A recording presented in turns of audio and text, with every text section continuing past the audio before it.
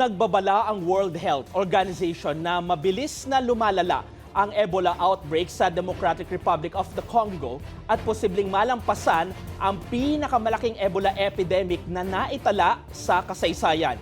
Sa pinakabagong bilang aabot sa mahigit 4,000 kumpirmadong kaso na ang naitala kabilang ang mahigit 2,000 nasawi sa 5 probinsya. Ayon sa WHO, ito na ang ikalawang pinakamalaking Ebola outbreak on record at mas mabilis ang pagkalat kumpara sa mga naunang outbreak. Kung magpapatuloy ang kasalukuyang bilis ng pagkalat, posible umanong malampasan nito ang 2014 hanggang 2016 West Africa Ebola epidemic na pumatay sa mahigit 11,000 tao.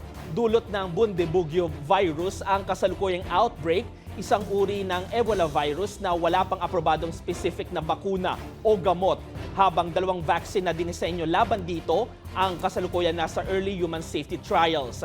Nahihirapan din ang mga health worker na makontrol ang pagkalat dahil sa armadong labanan, limitadong health facilities, misinformation at hirap na maabot ang ilang apektadong komunidad. Gate pa ng WHO, kailangan palakasin ang contact tracing, maagang paggamot at ligtas na paglilibing para maputol ang patuloy na transmission ng virus.